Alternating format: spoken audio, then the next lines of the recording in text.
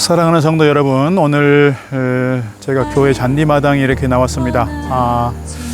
날씨가 이렇게 구름도 끼고 빗줄기도 가끔씩 내리지만 많이 후덥지근한 날씨입니다. 여러분들 건강에 유의하시기 바라고, 오늘 또 주님 안에서 평안하시기를 주의 이름으로 축복합니다. 이번 주 그리고 다음 주 일단 교회에 모여서 드리는 이 현장 예배가 어렵고 온라인 예배로 모든 예배가 대치되고 있습니다. 특별히 평생 교회에 나와서 예배 자리를 잘 지키셨던 우리 어르신들에게는 이런 시간들이 참 힘드실 것 같습니다. 그래도 조금 더 참고 이 시간을 잘 이겨낼 수 있기를 부탁을 드리겠습니다. 부산의 샘텟교회 안중덕 목사님께서 코로나 감염 시대가 우리에게 전해주는 메시지 5가지가 있다, 이렇게 글을 올리셨는데요. 많은 분들이 이 글을 보면서 생각을 많이 하게 되고 더 깊은 영적 메시지를 듣게 되는 것 같습니다. 제가 제목만 5가지를 읽어보도록 하겠습니다. 첫째, 마스크를 착용하라는 것은 잠잠하라는 뜻입니다. 둘째, 손을 자주 씻으라는 것은 마음을 깨끗이 하라는 것입니다. 셋째, 사람과 거리 두기를 하라는 것은 자연을 가까이 하라는 뜻입니다. 네 번째, 대면 예배를 금지하라는 것은 언제 어디서나 하나님을 바라보라는 뜻입니다. 5번째, 집합을 금지하라는 것은 소외된 자들과 함께 하라는 뜻입니다. 물론 하나하나마다 또 다른 내용들이 추가되어 있습니다만 제가 제목만 읽어드렸습니다. 내용 하나하나가 이 어려운 시대에 우리에게 주는 깨달음이 있는 것 같습니다. 오늘 또 여전히 교회에 모여서 예배를 드리지 못하게 하는 것은 교회에 대한 박해다, 정부의 방역 실패를 교회로 책임 전가하는 거다 하면서 불편한 마음들을 갖고 계시는 분들이 있을 것입니다. 왜 서울시장 장례식은 그렇게 광장에서 하게 해놓고 교회는 모이지 못하게 하는 거냐, 왜 광화문 집회만 가지고 시비를 거는 거냐, 이런 분들이 지금도 여전히 하십니다. 그러나 지금은 누구를 탓하고 있을 때가 아니라 무엇보다 방역에 힘써야 할 때인 것 같습니다. 특히 특정한 교회를 통해서 오늘까지 915명에 이르는 1000명에 가까운 그런 확진자들이 폭발적으로 발생했습니다. 이 교회만이 아니라 전국의 또 수도권의 여러 교회들이 100명 이상씩 나오는 교회들이 생겼습니다. 이제 교회는 누구 앞에서 이유를 댈 수 없는 상황이 돼버린 겁니다. 그래서 한편에서 신천지보다 더하다는 얘기를 들어야 하는 그런 상황에 와 있습니다. 정부에 대해서, 사회와 언론에 대해서 사실 따지고 싶은 것이 왜 없겠습니까?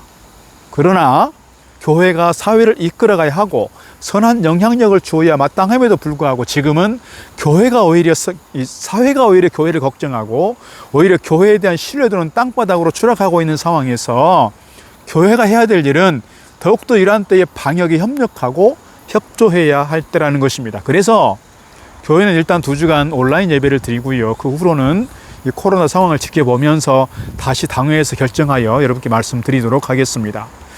우리가 지금 기도해야 될 것은 더 이상 확진자가 늘어나지 않고 사회적 거리두기 3단계로 가지 않도록 기도하자는 것입니다. 3단계로 가게 되면 정말 경제적으로 심각한 타격이 오고 아이들 교육 문제나 사회활동이 거의 금지되는 상황이 되기 때문에 교회는 더욱더 사회적 지탄의 대상이 되고 더 사회는 고립될 수밖에 없을 것이라 생각이 듭니다. 오늘 또 기도하시면서 하나님의 뜻을 묻고 더욱더 하나님과 가까이 나아가는 귀한 하루 되기를 주의 이름으로 축복합니다. 서론이 너무 길어졌습니다만 오늘 말씀은 로마서 14장 13절로 23절 말씀 우리 함께 나누도록 하겠습니다. 먼저 말씀 읽고 말씀 나누겠습니다. 그런즉 우리가 다시는 서로 비판하지 말고 도리어 부딪힐 것이나 거칠 것을 형제 앞에 두지 아니하도록 주의하라. 내가 주 예수 안에서 알고 확신하노니 무엇이든지 스스로 속된 것이 없으되 다만 속되게 여기는 그 사람에게는 속되니라. 만일 음식으로 말미암아 내 형제가 근심하게 되면 이는 내가 사랑으로 행하지 아니함이라. 그리스도께서 대신하여 죽으신 형제를 내 음식으로 망하게 하지 말라. 그러므로 너희의 선한 것이 비방을 받지 않게 하라. 하나님의 나라는 먹는 것과 마시는 것이 아니요 오직 성령 안에 있는 의와 평강과 희락이라. 이로써 그리스도를 섬기는 자는 하나님을 기쁘시게 하며 사람에게도 칭찬을 받느니라. 그러므로 우리가 화평의 일과 서로 덕을 세우는 일을 힘쓰나니 음식으로 말미암아 하나님의 사업을 무너지게 하지 말라. 만물이 다 깨끗하되 거리낌으로 먹는 사람에게는 악한 것이라. 고기도 먹지 아니하고 포도주도 마시지 아니하고 무엇이든지 내 형제로 거리키게 하는 일을 아니함이 아름다우니라. 내게 있는 믿음을 하나님 앞에서 스스로 가지고 있으라. 자기가 옳다 하는 바로 자기를 정죄하지 아니하는 자는 복이 있도다. 의심하고 먹는 자는 정죄되었나니 이는 믿음을 따라 하지 아니하였기 때문이라. 믿음을 따라 하지 아니하는 것은 다 죄니라.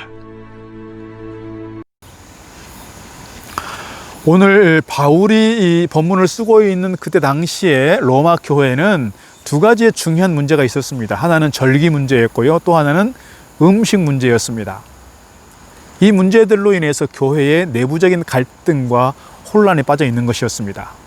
그것이 14장 1절부터 오늘 본문까지 내용이라고 말씀드릴 수 있습니다.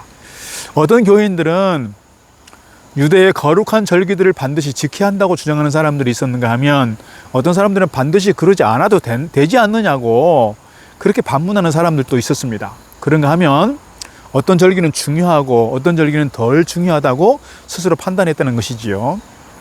우리들도 교회에서 여러 절기를 지킵니다.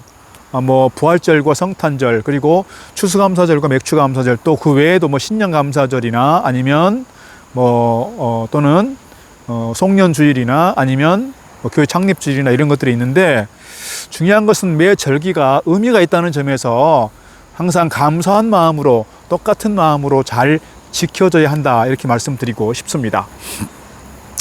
또 한 가지 교회 내부적인 갈등은 뭐였냐면 음식 문제였습니다. 당시에는 우상 숭배가 최고조에 달해 있던 그 시대였습니다. 그렇기 때문에 시장에 나와 있는 대부분의 고기들은 이방 신전에 제물로 드려졌던 그런 고기들이었습니다. 여기에 더해서 어떤 교인들은 이 고기를 먹는 것은 죄라고 생각하고 야채만을 먹었었고요. 어떤 사람들은 아무런 거리낌이 없이 이 고기를 먹었던 겁니다. 물론 어떤 음식이든지 사도 바울의 얘기처럼 아무거나 다 먹을 수는 있단 말이죠. 그러나 그 음식을 거리낌 없이 먹을 수 있는 믿음이 있는 사람은 믿음이 약해서 거리낌 때문에 야채만을 고집하는 사람들을 업신여기거나 먹지 않는 자가 먹는 자에 대해서 비판하지는 말자는 거예요. 교회 안에서 먹는 사람이건 먹지 않는 사람이건 이들은 다 하나님의 자녀들이고 하나님께서 다 받으셨다라고 하는 점에서 그런 것입니다. 그런데 교회 안에서 형제나 자매를 판단하는 것은 그를 받으시고 세우신 하나님의 주권에 대한 월권 행위와 같은 게 아니냐는 겁니다. 다만 자기가 알아서 할 문제라는 것이죠. 다른 사람에게 먹어라, 먹지 마라, 이렇게 간섭할 문제가 아니라는 것입니다. 이 부분에 대해서는 자기 신앙과 자기의 어떤 신념의 문제라고 말씀드릴 수 있는 겁니다. 그런데 문제는 오늘 로마 교회가 그들이 서로 비난을 했다는 것입니다. 서로 자기들의 주장이 옳다고 고집하다가 마침내 로마 교회가 분열의 조짐을 보이게 된 것입니다. 본질적인 문제가 아니라 비본질적인 것 때문에 교회가 시끄러워졌다는 것이죠. 어떻게 보면 이 부분에 있어서는 자기 주장일 뿐이지 옳고 그름의 문제는 아니라는 것을 오늘 성경에서 우리에게 가르쳐주고 있습니다. 그러므로 교회 안에서 자기 주장을 다른 사람들에게까지 강요하거나 자신이 다른 사람의 잘잘못을 따질 일은 아니라는 거예요. 14절 말씀, 무엇이든지 스스로 속된 것이 없으되 다만 속되게 여기는 그 사람에게는 속되니라 말씀했습니다. 이 말씀처럼 속되게 먹는 사람에게는 속된 것이고요, 감사함으로 먹는 사람에게는 유익한 것이라는 거예요. 오늘 13절 말씀도 그렇습니다. 서로 비판하지 말고 도리어 부딪힐 것이나 거칠 것을 형제 앞에 두지 아니하도록 우리가 주의해야 된다는 말씀하고 있습니다. 정말 의미 있는 말씀인 것 같습니다. 말 한마디 한마디가, 행동 하나하나가 남을 먼저 생각하는 마음을 가지는 것 중요할 것 같습니다. 그래서 부딪힐 것이나 거칠 것이 있다라고 먼저 생각하는 것은 그분이 바로 상대방에 대한 배려의 마음을 갖고 있다는 것이죠. 여러분, 자연이라고 하는 것은 어떤 의미에서 중립적 존재인 것입니다. 중요한 것은 뭐냐면 자연의 문제가 아니라, 음식의 문제가 아니라 사람의 마음이 문제라는 것이죠.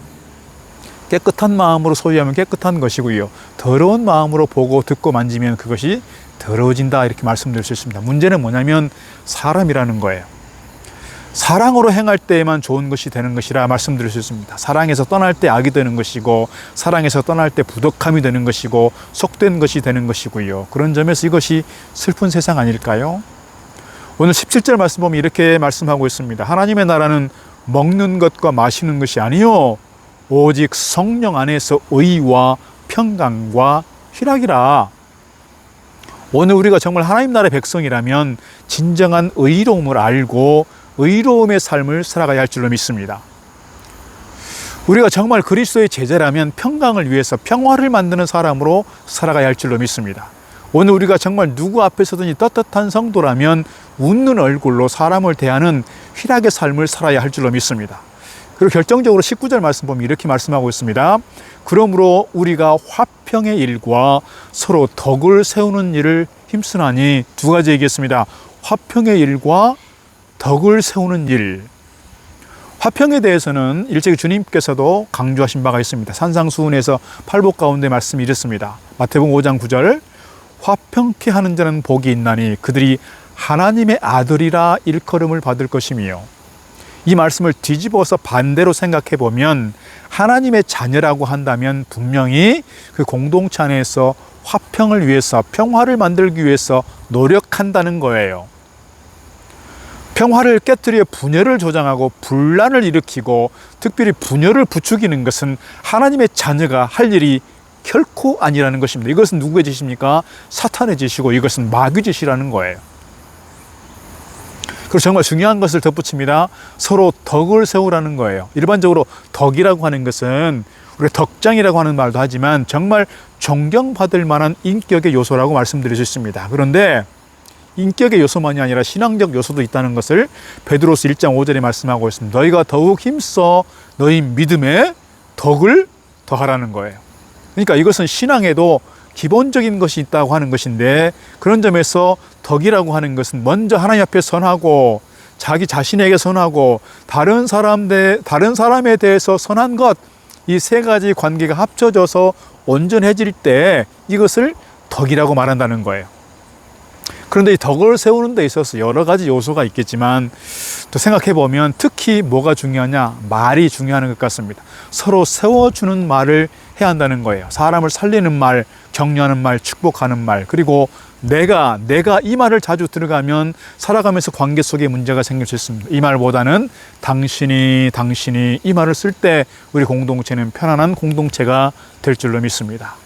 사랑하는 성도 여러분, 코로나 상황에 시국이 많이 어수선하고 사회적인 혼란이 이어지는 상황에서 우리가 누구를 원망하고 탓하고 있을 때가 아닙니다. 우리 스스로를 잘 돌아볼 수 있기를 바랍니다. 그리고 내가 갖고 있는 생각, 행동이 우리 공동체에 어떤 영향을 주는지 잘 살펴야 할 것입니다.